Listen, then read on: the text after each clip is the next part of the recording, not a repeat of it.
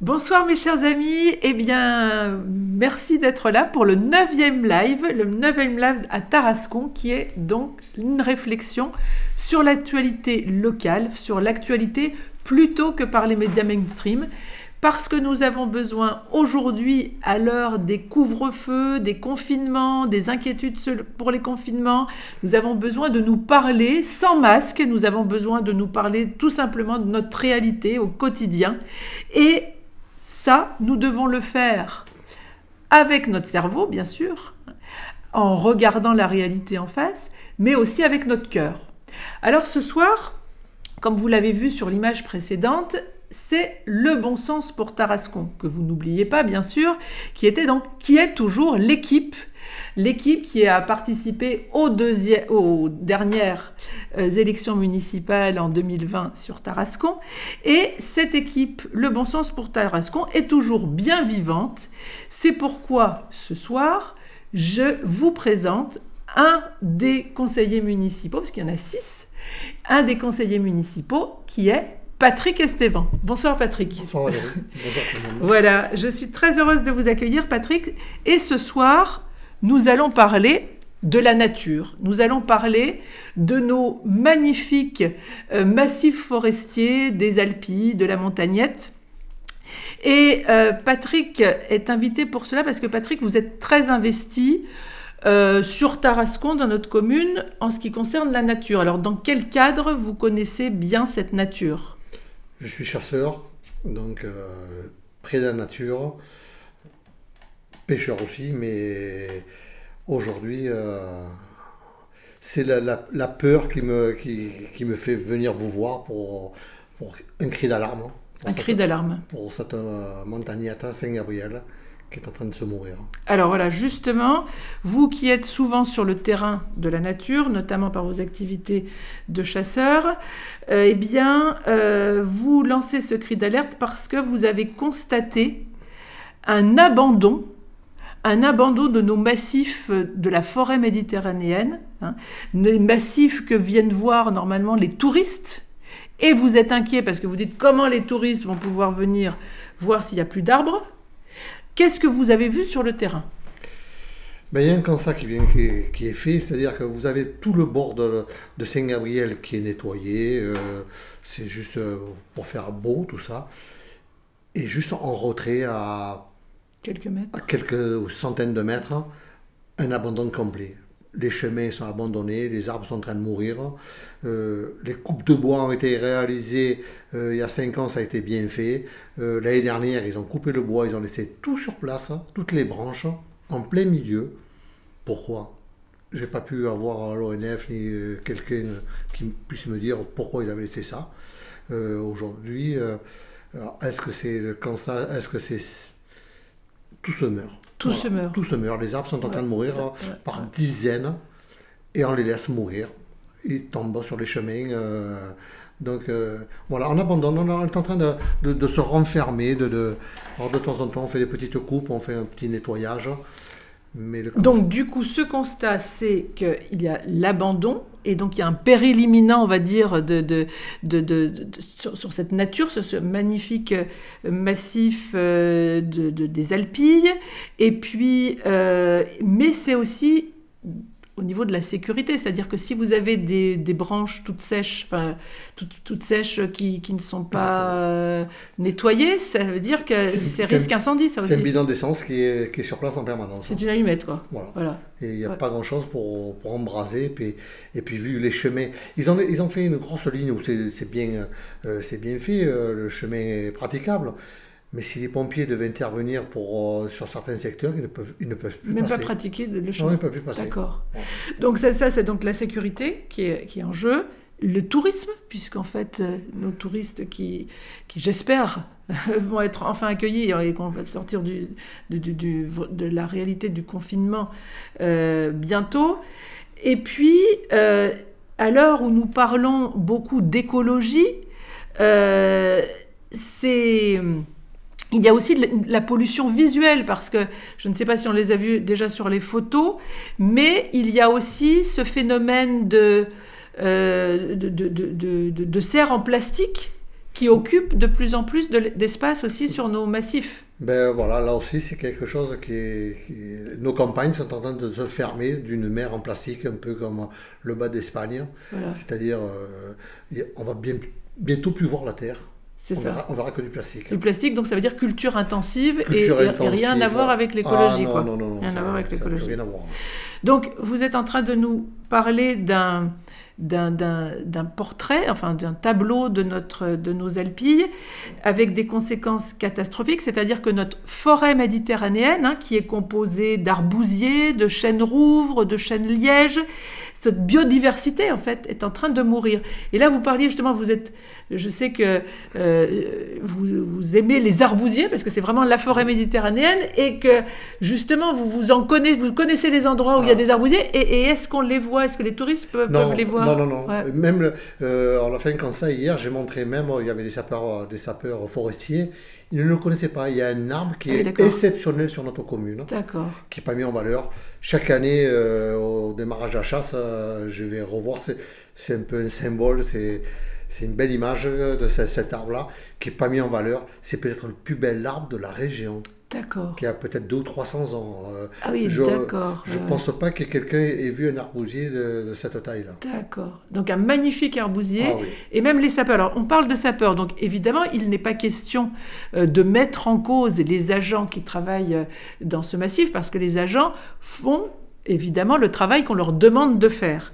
Donc aujourd'hui, il est très difficile de savoir d'ailleurs comment fonctionne exactement l'entretien des massifs forestiers. À ma connaissance, il y a une part de la commune qui doit s'investir.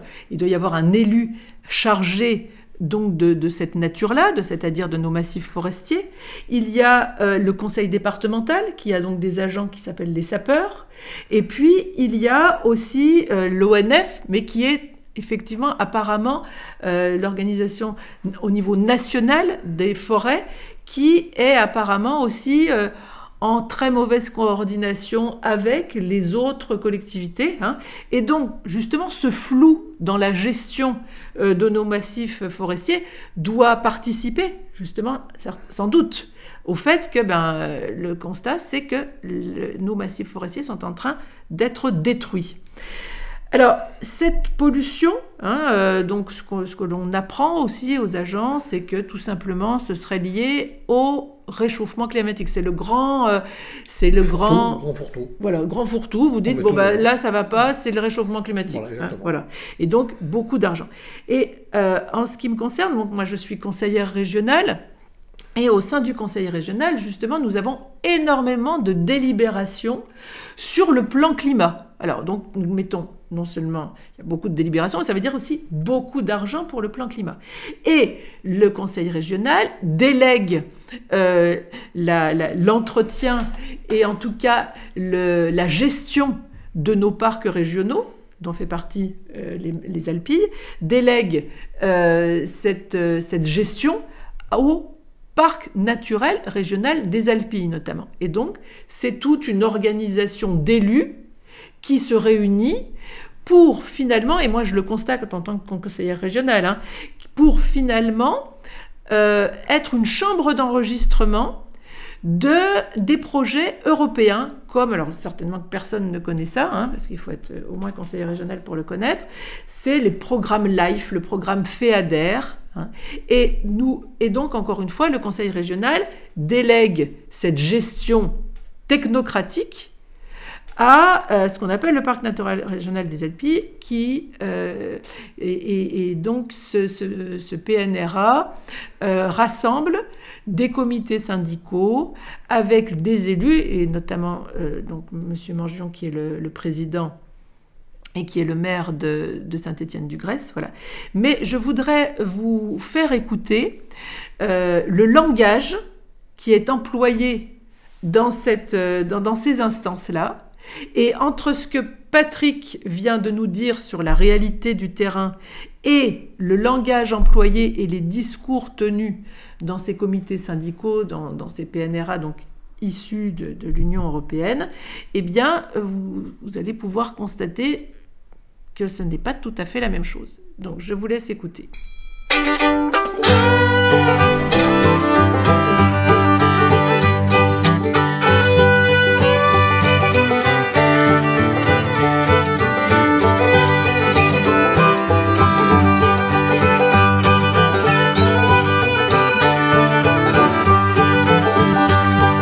Alors, les élus souhaitent que le parc des Alpilles participe à la transition énergétique et écologique en contribuant notamment à la production d'énergie renouvelable, mais dans le respect des enjeux du territoire.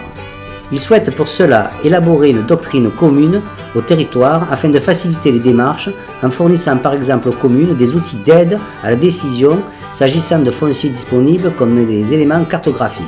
Le parc a rappelé à cet effet que près de 60 hectares de surface artificialisée mobilisables ont été recensés, notamment sur ombrières et toitures. Le parc travaille avec les Pays d'Arles et la métropole d'Aix-Marseille-Provence.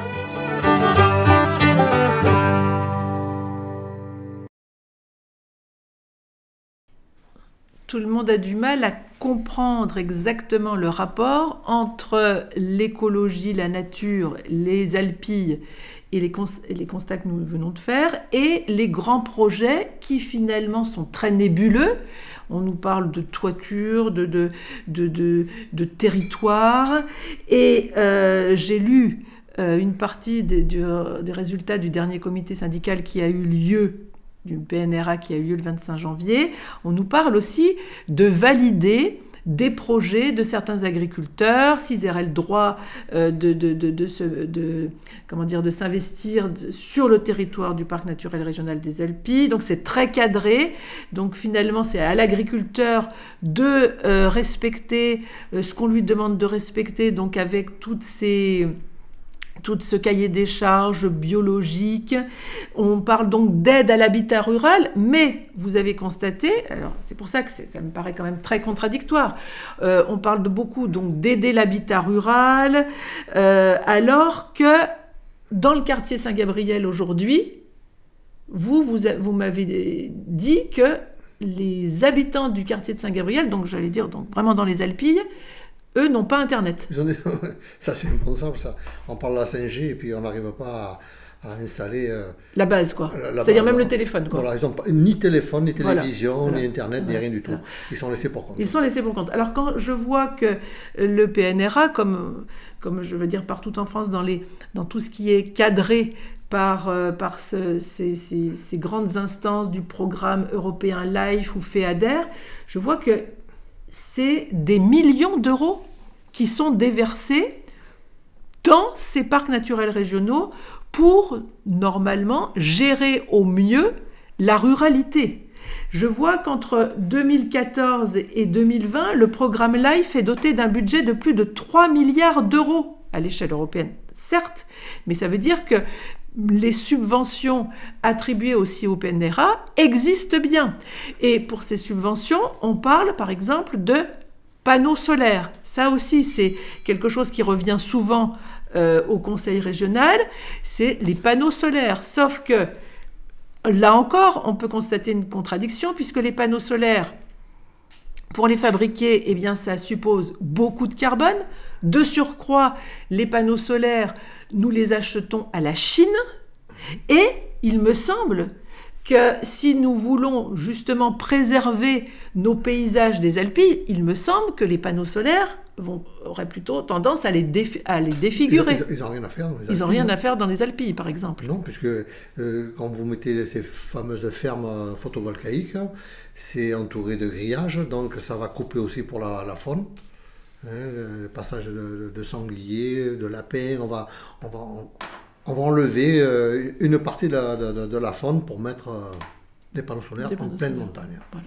Donc finalement, vous, en tant que chasseur, qui êtes au plus près de la véritable écologie, parce que l'écologie, hein, c'est comme la médecine, c'est pas de la politique, l'écologie.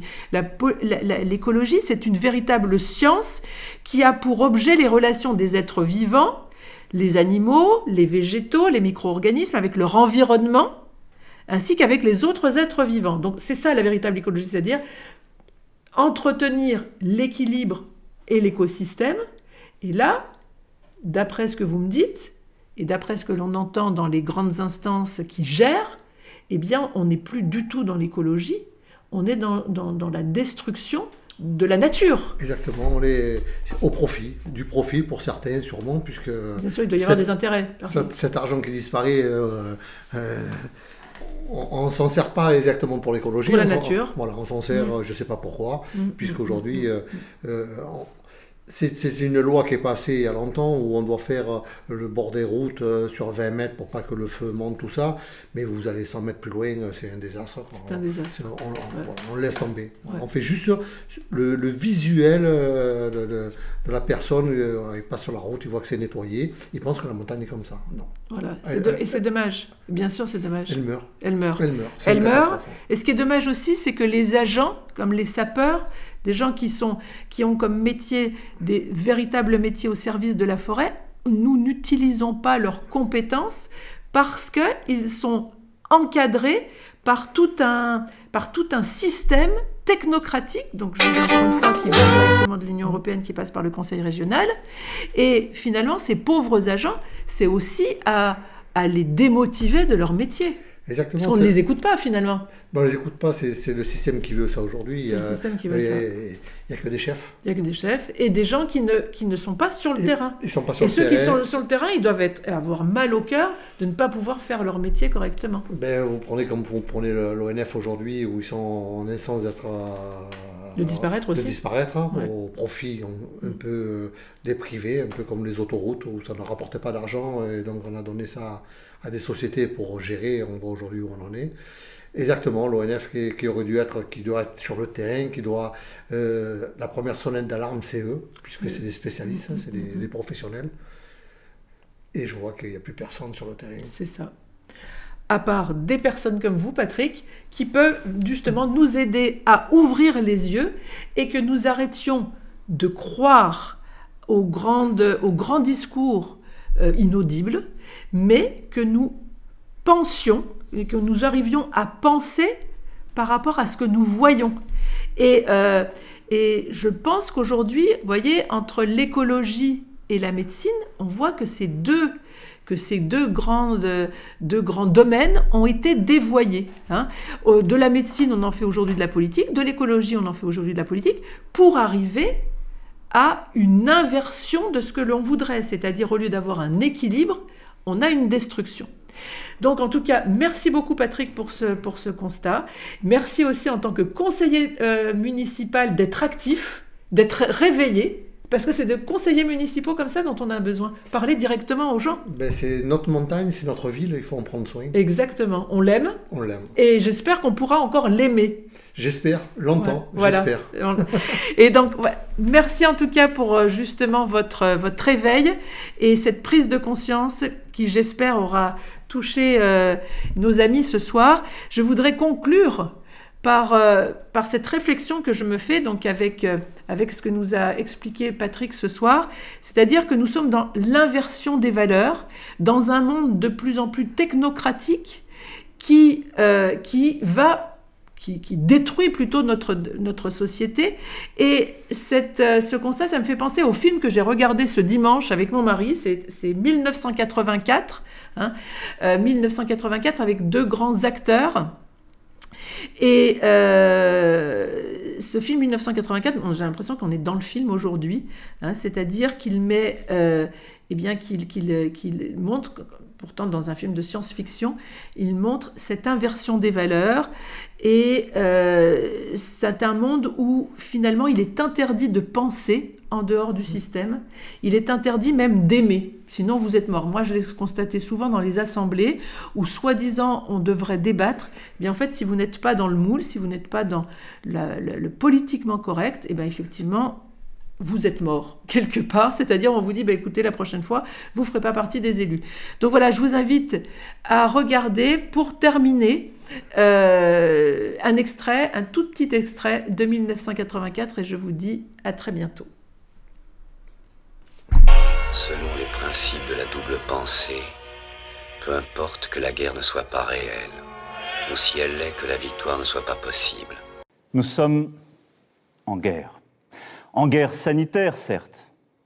Nous ne luttons ni contre une armée, ni contre une autre nation. Mais l'ennemi est là, invisible, insaisissable, qui progresse. La guerre ne vise pas la victoire, elle vise à être continuelle.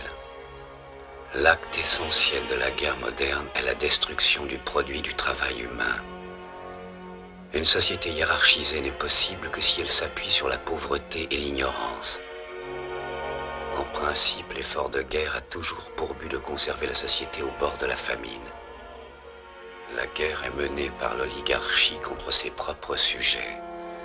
Et son objet n'est pas de remporter la victoire sur l'Eurasia ou l'Estasia, mais de garder la structure même de la société intacte. Nous sommes en guerre. Toute l'action du gouvernement et du Parlement doit être désormais tournée vers le combat contre l'épidémie. Tout se fond dans la brume. Le passé est biffé et la biffure oubliée. Le mensonge devient vérité, puis redevient mensonge.